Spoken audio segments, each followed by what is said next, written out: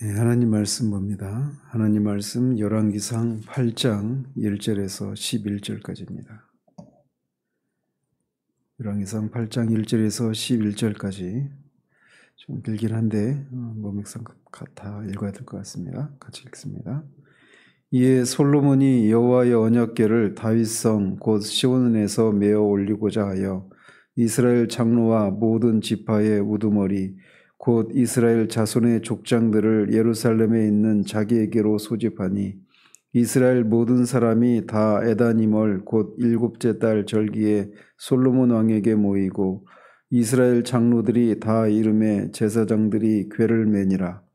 여호와의 궤와 회막과 성막 안에 모든 거룩한 기구들을 메고 올라가되 제사장과 레위 사람이 그것들을 메고 올라가매 솔로몬 왕과 그 앞에 모인 이스라엘 회중이 그와 함께 그 궤 앞에 있어 양과 소로 제사를 지냈으니 그 수가 많아 기록할 수도 없고 셀 수도 없었더라.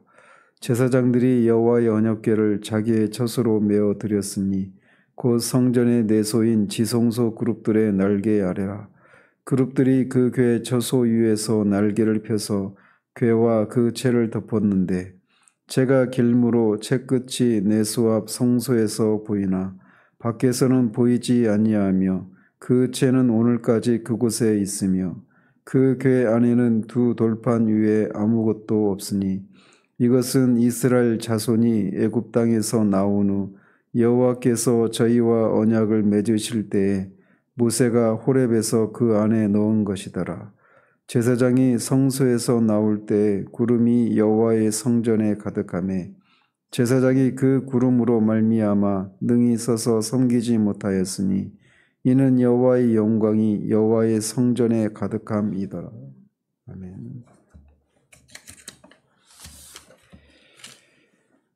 어제 살펴본 대로 성전 기구를 제작하는 것을 통해 솔로몬의 성전 공사는 모두 마무리됩니다.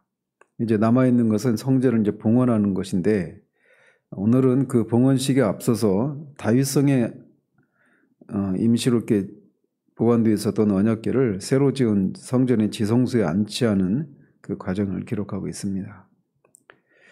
솔로몬은 여호와의 언약궤를 다윗성 즉 시온에서 메어 올리기 위해서 이스라엘 장로와 모든 지파의 족장들을 예루살렘으로 소집을 합니다.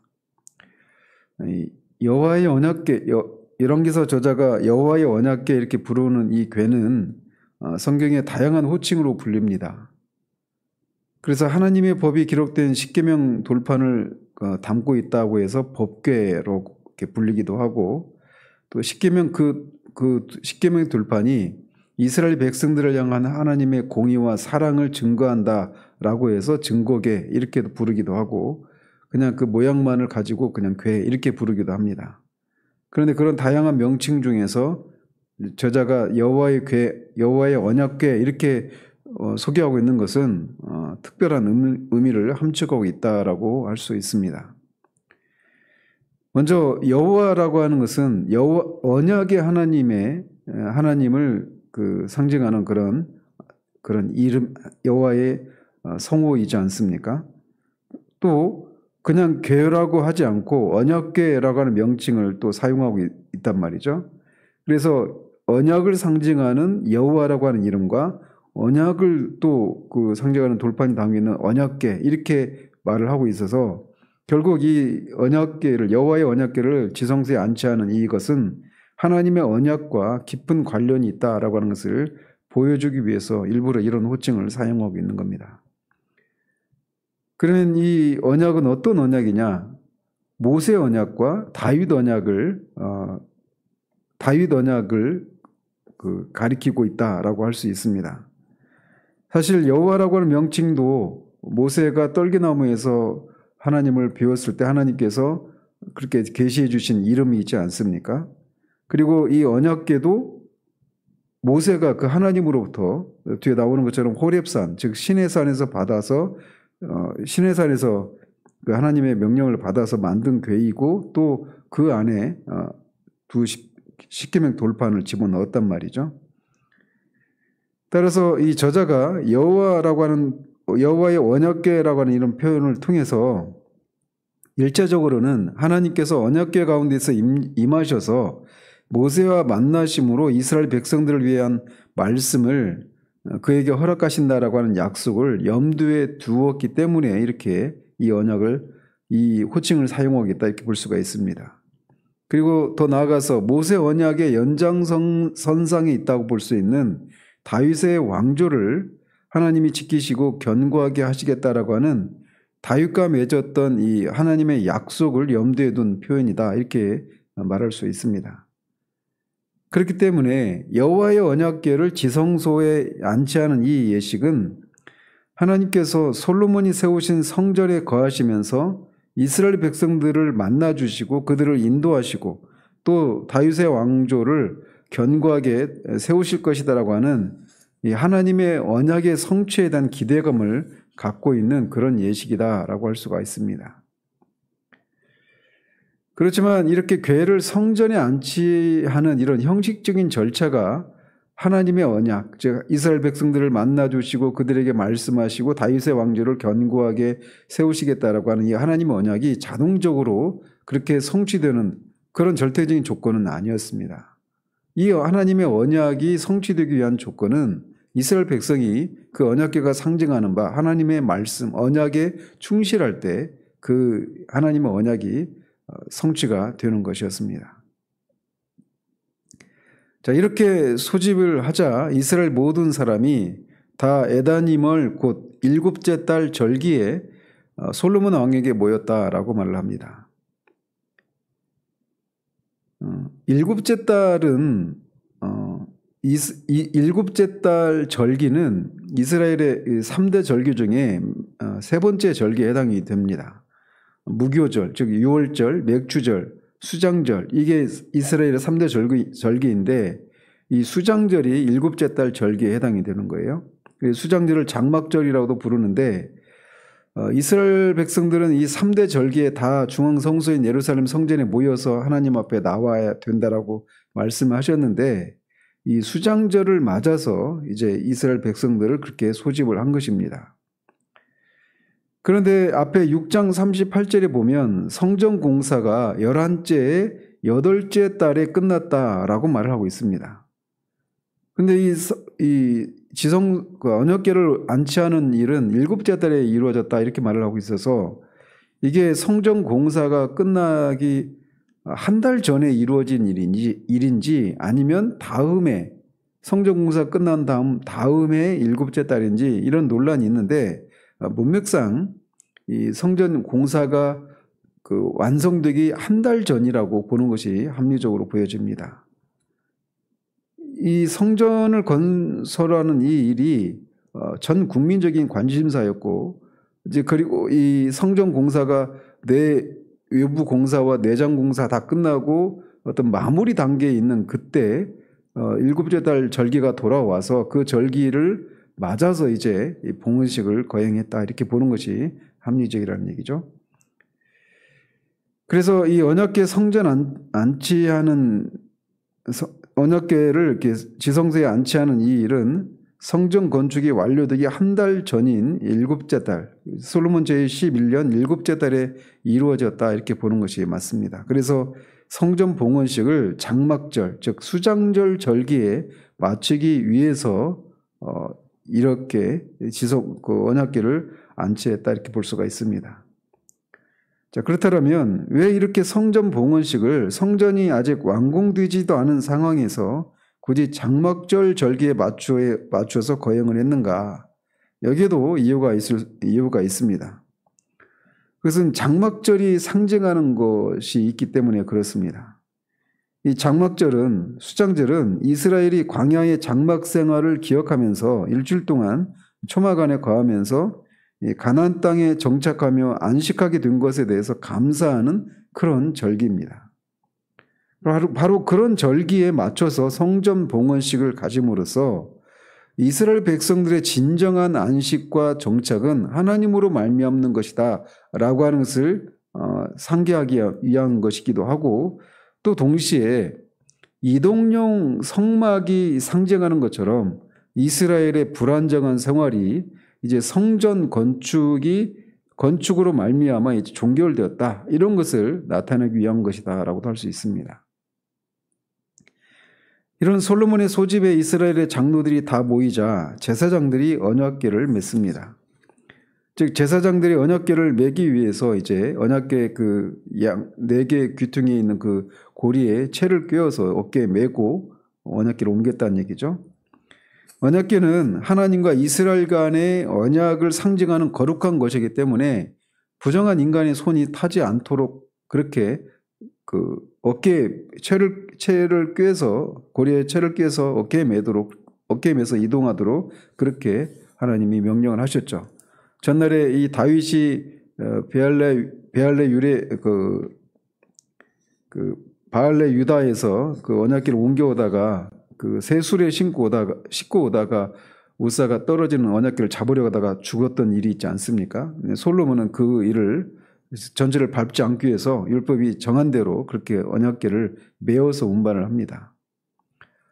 근데 이제 이 언약궤를 운반하는 것은 레위 지파 중에서도 레위 아들 중에서도 고핫의 이 고핫 그 가문이 이 언약궤를 그 운반하도록 그렇게 명령을 내리셨습니다. 그게 규정이에요.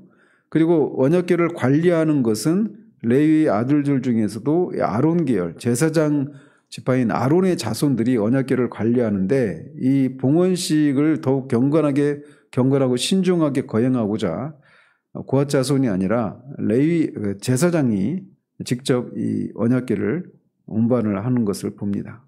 실제로 그런 사례들이 있죠. 요단강을 건널 때도 제사장들이 언약궤를 메고 그렇게 요단강에 먼저 들어가는데 이번 경우에도 그런 경우라고 할 수 있습니다. 그러면서 이렇게 언약궤를 옮길 때 여호와의 언약궤를 옮길 때 그뿐만 아니라 회막과 성막 안에 있었던 모든 거룩한 기구들도 제사장들과 레위인들이 분담해서 메고 갔다라고 말을 합니다. 이것은 이제 언약궤는 다윗성에 안치되어 있었던 반면 그 이외의 기구들은 솔로몬이 일천번제를 드렸던 기브온에 있는 성막에 안치되어 있었습니다. 그래서 성막과 이 언약궤는 따로 다른 장소에 이렇게 있었던 것이죠. 회막은 성막의 또 다른 이름인데 이 성막에서 하나님을 만났기 때문에 만남의 장막이라고 하는 뜻의 회막으로 이렇게 불렸습니다. 한편 성막 안에 있었던 기구들은 등잔대나 분향단이나 진설병이나 이런 것들이겠죠. 그리고 그 이외에 다른 기구들인데 이것은 이제 모세 시대에 부살렐과 오홀리압이 만들었던 그런 각종 기구들을 가리킵니다. 근데 이제 이미 이제 새로운 기구들을 제작했기 때문에 이 기구들은 이제 더 이상 사용하지 않게 되었는데 이것이 하나님을 섬기기 위해서 구별된 그런 거룩한 기구들이었기 때문에 아마 이것을 옮겨다가 성전 이 창고에 따로 보관을 했을 것으로 보여집니다. 이 언약궤와 성막의 거룩한 기구들을 옮길 때 솔로몬과 이스라엘 백성이 양과 소로 제사를 드렸는데 그 제물이 수를 헤아릴 수 없을 정도로 많았다라고 말을 합니다. 다윗도 오베데돔의 집에서 그 언약궤를 옮겨올 때 그렇게 앞에서 그 제사를 드렸는데 아마도 이때는 이제 언약궤를 지성소로 옮기기 전에 성전 안뜰에 잠시 내려놓고 거기에서 아마 제사를 드렸을 것이다 이렇게 추정을 합니다. 그러면서 제사장들은 여호와의 언약궤를 자기의 처소 즉 성전의 내소인 지성소 그룹들 아래에 이렇게 메어 드립니다. 성전의 가장 안쪽에 있는 지성소는 하나님의 임재를 상징하는 처소이죠. 그리고 언약궤는 하나님의 임재를 나타내는 상징물입니다. 따라서 언약궤가 지성소에 안치되는 것은 바로 제자리를 찾은 셈이 되는 거겠죠. 그러면서 이제 이 7절에서는 이 그룹들이 언약궤 위에 날개를 펴서 궤와 채를 덮었다 이렇게 말을 하는데 여기서 덮었다라고 하는 것은 적극적으로는 보호한다 이런 의미도 있고 수종돈다 섬긴다 이런 의미도 있습니다. 그래서 이 그룹들이 언약궤를 덮고 있다라고 하는 것은 하나님이 계신 영역을 지극히 거룩한 장소로 이렇게 구별해서 죄악된 인간이 부주의하게 접근하는 것을 방지하고 있었다. 이런 의미도 있고, 또 하나님을 그룹들이 시중들고 있다. 이런 의미도 있습니다. 그리고 실제로 이 첫 번째 의미로 이 천국을 상징하는 천국의 그 모델 하우스에 해당되는 에덴 동산에서 타락한 이후에 아담과 하와가 쫓겨나고 그룹들이 불칼로 그들이 접근하지 못하도록 그렇게 막고 있는 것처럼 이런 것과 이렇게 일맥상통하는 그런 장면이라고 할 수가 있습니다. 그러면서 언약궤를 매는 도구였던 이 채가 길어서 내수 앞 성소에서는 보였지만 밖에서는 안 보였고 오늘까지 그곳에 있었다 이렇게 말을 하는데, 이 열왕기서는 바벨론 포로 이후에 기록한 책이기 때문에 그때까지 이 성전도 남아있지 않았고 당연히 이 언약궤도 없고 채도 남아있지 않았는데 오늘까지 그곳에 있었다 이렇게 말하고 있는 것은 열왕기서 저자가 이렇게 참조했던 그 책을 그냥 그대로 옮겼던 것 때문에 이런 차이가 발생한 것으로 보여집니다. 그러면서 언약궤 안에는 두 돌판 위에 아무것도 없었다라고 말하는데, 우리가 알다시피 원래는 만나를 담은 항아리와 아론의 쌍난 지팡이까지 있었는데 이 왜 이때는 없었느냐, 여러 가지 얘기들을 하는데 가장 이제 합리적인 그런 추론은 이스라엘 백성들이 엘리 제사장 때 블레셋에게 법궤를 뺏기는 일이 있지 않습니까? 아마 그때 상실되었을 것으로 이렇게 추정을 합니다. 그리고 이 두 돌판은 이스라엘이 애굽에서 나온 후에 하나님께서 그들과 언약을 맺으실 때 모세가 호렙에서 그 안에 넣은 것이다 이렇게 말하는데, 호렙은 신의 산의 또 다른 이름입니다. 자, 제사장들이 이렇게 언약궤를 지성소에 두고 나오자 구름이 여호와의 성전에 가득했다라고 기록을 합니다. 이 성경에서 구름은 거룩하신 하나님의 임재를 상징하는 것입니다. 그래서 쉐키나의 영광 이렇게 말을 하죠. 빛난 구름의 모습을 띠고 있는데 11절에서는 그래서 여호와의 영광 이렇게 묘사하고 있습니다. 구름을 통해서, 빛나는 구름을 통해서 여호와께서 임재하셨다, 하나님의 임재하셨고 하나님의 영광을 드러냈다, 이런 의미로 그런 것이 일어날 때 이렇게 구름으로 이렇게 임재하시는 그런 모습을 보여주고 계십니다. 따라서 구름이 여호와의 전을 채웠다라고 하는 것은 솔로몬이 지은 성전에 하나님이 충만하게 영광의 모습으로 임재하셨다라고 하는 것을 의미하는 겁니다. 그래서 이 성막을 출애굽기 40장에서도 성막을 다 완성한 후에 그걸 하나님 앞에 드렸을 때 이 구름이 여호와의 영광으로 이렇게 여호와의 영광이 구름으로 이렇게 임재하셨던 것처럼 이 솔로몬의 성전도 하나님의 임재의 상징적인 처소로 인정하셨다, 이런 의미를 전달하고 있는 겁니다. 따라서 이제 이런 것을 통해서 성전 봉헌식이 성공적으로 거행되고 있다라고 하는 것을 나타내주고 있는 겁니다. 이렇게 성전에 여호와의 영광이 가득하자 제사장들이 능히 섬기지 못했다라고 말을 합니다. 제사장들은 하나님을 섬기기 위해서 그렇게 구별된 존재들임에도 불구하고 여호와의 영광 앞에서 감히 그렇게 자신에게 맡겨진 그런 임무를 수행할 수 없을 정도로 여호와의 영광 앞에 그들이 압도되어서 이렇게 감히 섬기지를 못했다 이렇게 말하고 있는데, 이 제사장들도 여전히 죄인들이기 때문에 그렇습니다. 이처럼 인간은 누구나 하나님의 영광에 미치지 못하는 그런 존재들이기 때문에 하나님 앞에 설 수가 없는 그런 사람들이죠. 그러나 우리는 이제 예수 그리스도의 그 피의 공로를 인해서 하나님의 보좌에 담대히 나아갈 수 있을 뿐만 아니라 하나님의 영광에 참여할 수 있는 그런 복을 누리게 됩니다. 우리가 하나님의 거룩하신 영광에 참여할 수 있는 것은 우리의 공로 때문이 아니라 십자가에서 화목제물로 그의 피로 화목제물이 되셔서 우리를 위해서 죽으시고 다시 사신 예수 그리스도의 그 대속의 공로 때문에 우리가 하나님 앞에 이렇게 나아갈 수 있고 하나님의 영광에 참여할 수 있는 것이죠. 자, 이렇게 이 솔로몬과 이스라엘 백성들에 의해서 성전의 언약궤가 안치되고 여호와의 영광이 충만히 임함으로 성전 봉헌식이 순조롭게 진행되고 있는 것을 우리가 볼 수 있습니다.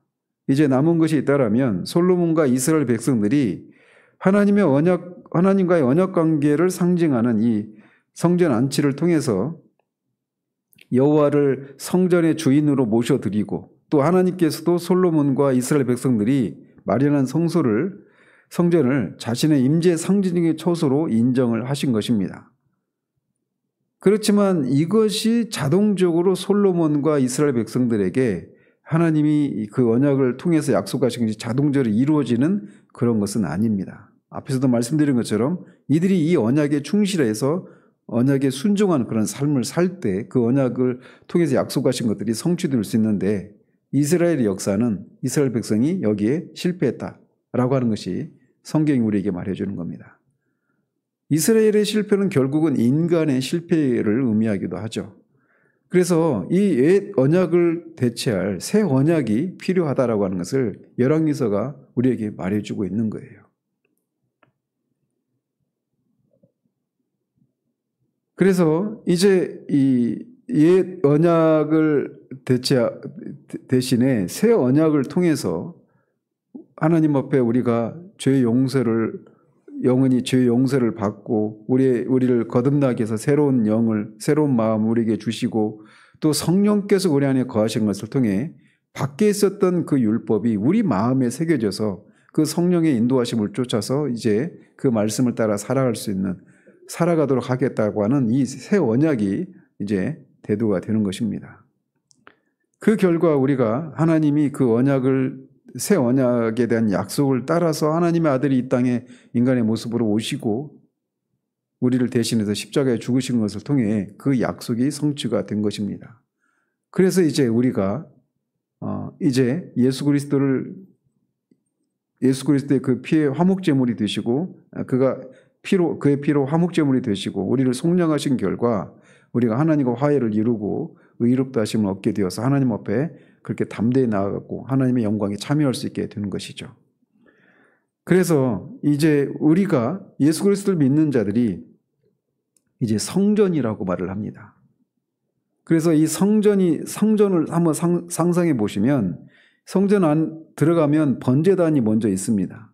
번제단에서 짐승으로 제사를 드리고 짐승의 피를 가지고 이제 지성소 하나님 앞에 나가야 되는데 이제 이 짐승의 피가 아니라 그리스도의 피를 가지고 이제 피를 인해서 우리가 하나님 앞에 나아갈 수 있는 겁니다. 그리고 물두멍에서 이 정결하게 하는 그런 것처럼 우리가 하나님 앞에 나아가기 전에 우리의 죄를 정결케 하고 깨끗게 하는 이런 것을 통해 이제 하나님 앞에 나아가는데 또 성소에 들어가면 진설병이 있죠. 즉 생명의 떡이신 그리스도를 우리가 먹고 또 등잔대가 있어서 그 세상의 빛이신 그리스도 진리이신 그리스도를 힘입고 또 분향단에서 하나님 앞에 그리스도를 말미암아 하나님 앞에 기도를 올리고 그리고 지성소에 들어갈 때 언약궤가 있죠. 지성소 안에 그 언약궤가 있는 것처럼 우리 존재의 가장 깊은 곳인 영 안에 성령께서 우리 안에 내주하고 계시는 것입니다. 그래서 이 고정된 이 건물로 된 이 성전이 우리 안에 그 성전이 완전히 우리가 이 성전이 되는 그런 일들이 그리스도의 대속의 사역 결과 이루어지게 된 것입니다. 그래서 이제 우리가 고린도전서 3장 16절에서 말하고 있는 것처럼 우리가 성전이라고 말을 합니다.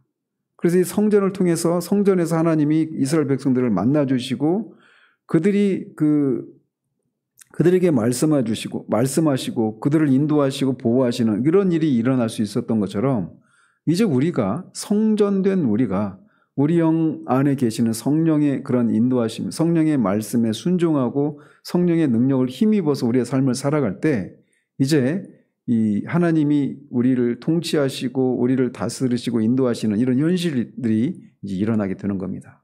그래서 우리가 이동식 성전인 것이죠. 이동식 성막에서 이 성전, 이 건물로 된 성전이 이제 참 성전인 예수 그리스도를 통해 이제 우리가 이동식 성전이 되어서 우리가 가는 곳곳에 그렇게 하나님의 통치의 현실을 드러내며 살아가는 것. 이게 그리스도인의 신자를 향한 하나님의 뜻입니다. 그런 것을 통해 하나님 나라가 확장이 되고 그런 것을 통해 우리의 그런 존재와 삶을 통해 하나님이 합당한 영광을 존귀와 영광을 받으시는 이것이 우리를 향한 하나님의 원대하신 계획인데 이것이 이루어졌고 이제 우리에게 남은 삶은 그렇게 성령의 인도하심을 쫓아 그리스도께서 이 땅에 사시면서 아버지께서 말하라고 하신 것을 말하고 아버지 하나님께서 하라고 하신 것을 그렇게 하는 것, 철저히 자기를 부인하고 그렇게 아버지의 뜻에 순종하면서 살아가는 것을 통해 하나님께 영광을 돌려드리는 삶을 사셨던 것처럼 우리도 이제 철저히 날마다 우리를 부인하고 옛사람을 죽이고 새 생명을 힘입어서 성령의 능력을 힘입어서 그렇게 삶을 살아 하나님께 영광을 돌리는 그런 삶이 우리에게 주어진 삶이다 라고 하는 것을 이 아침에 기억하고 그런 삶을 살아서 하나님께 영광을 돌려드리는 우리가 되기를 우리 주님 이름으로 축원드립니다. 기도하겠습니다. 하나님 아버지, 이제 성전 공사가 마무리되고 수장제를 맞아서 다윗성에 안치되어 있었던 지성소를 그 언약궤를 솔로몬 성전의 지성소에 안치하는 이 장면을 살펴보았습니다. 그리고 그렇게 안치되었을 때 여호와께서 여호와의 영광으로 이렇게 임재하신 것을 통해 그 성전이 하나님의 처소임을 인치시고 또 그 언약궤가 상징하는 바 하나님이 모세와 다윗에게 약속하셨던 그 약속을 성취하시겠다라고 하는 그런 사인을 보여주셨습니다. 이제 이스라엘 백성들이 언약의 또 다른 당사자로 그 언약에 충실한 삶을 살 때 하나님의 그 약속이 성취가 될 터인데 결국 이스라엘의 삶은 실패로 끝나게 됨을 우리가 또 생각하게 됩니다. 그런 우리를 위해서 하나님이 새 언약을 통해 예수 그리스도의 그 대속의 사역을 통해서 우리를 성전 삼아주시고 이제 우리가 이동식 그런 성전이 되어서 그 성전이 상징하는 바 그 삶을 우리가 살아 하나님께 영광을 돌려드리는 그런 삶을 살도록 우리를 부르셨음을 이 아침에 기억합니다. 그러므로 오늘 또 우리가 우리를 부인하고 아담으로부터 물려받은 그런 옛 본성을, 옛 능력을 우리 등에 만들었던 것들을 부인하고 온전히 성령의 능력을 힘입어서만 그렇게 우리의 삶을 살아 하나님께 영광 돌려드리는 그런 한날 우리 인생 될 수 있도록 이 아침에도 우리를 다시금 새롭게 해주시기를 원합니다. 예수 그리스도의 이름으로 기도합니다. 아멘.